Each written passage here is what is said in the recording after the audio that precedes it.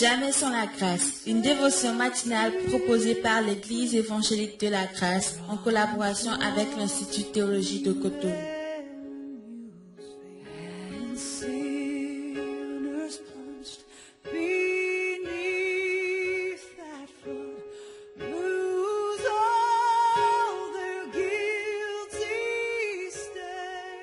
Nouvelle journée, nouvelle provision, bienvenue dans la dévotion du jour.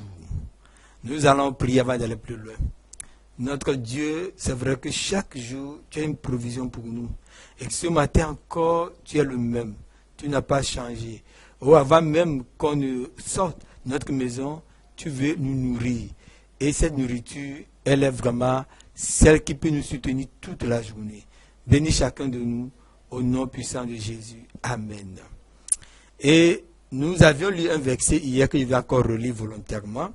Apocalypse 3, verset 20, dans la version Parole vivante. Je lis. Me voici debout devant la porte, je frappe. Si quelqu'un est sensible à mon appel, et s'il ouvre la porte, j'entrerai chez lui et nous dînerons en tête à tête. Moi près de lui et lui près de moi. Et on a dit hier que nous sommes appelés à être sensibles ou à écouter l'appel de Dieu qui frappe à notre porte. Oui, une chose est d'entendre et on arrive à entendre parfois, mais une autre est d'ouvrir la porte. Et je peux entendre quelqu'un toquer à ma porte, mais si je n'ouvre pas, je n'aurai pas la solution, je ne verrai pas la personne.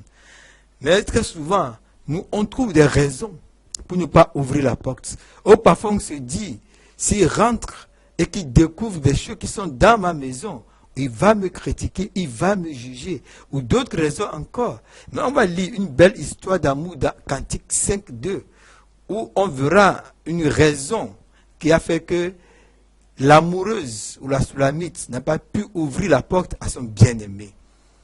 Cantique des Cantiques 5, verset 2.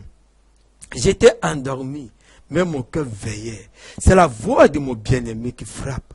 Ouvre-moi, ma soeur, mon ami, ma colombe, ma parfaite. Donc, il y a tellement de belles choses dans ce verset. Déjà, juste écoutez comment Jésus nous appelle. Ma soeur, mon frère, mon ami, ma colombe, ma parfaite. Car ma tête est couverte de rosée. Mes boucles sont pleines de gouttes de la nuit. Et qu'est-ce que la bien-aimée va répondre au verset 3? J'ai ôté ma tunique.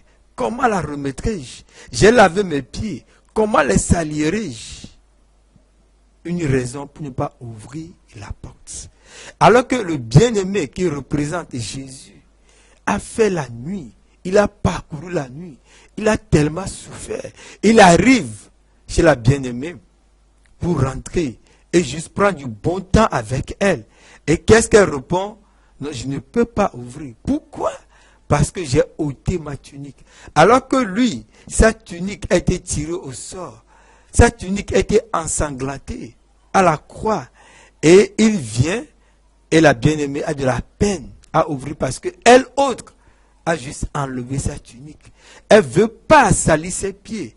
Alors que les pieds de Jésus-Christ ont été cloués. Ces pieds qui ont marché dans les rues de Jérusalem, qui ont fait du bien partout.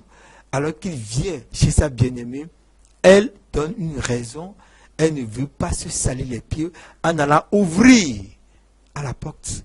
Oh, c'est triste, n'est-ce pas? Et très souvent, on donne des raisons. Il va dire quoi? Moi, tout tourne autour d'elle. Elle ne pense pas à ce que lui, il a fait pour elle. Et très souvent, on n'ouvre pas la porte parce qu'on ne réalise pas l'œuvre accomplie. On ne réalise pas la grandeur.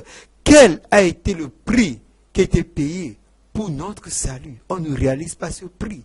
Si on réalisait ce prix, on allait courir pour ouvrir la porte lorsque Jésus va frapper à la porte. Mais qu'est-ce qu'on ignore? On ignore la grandeur de ce qui a été payé.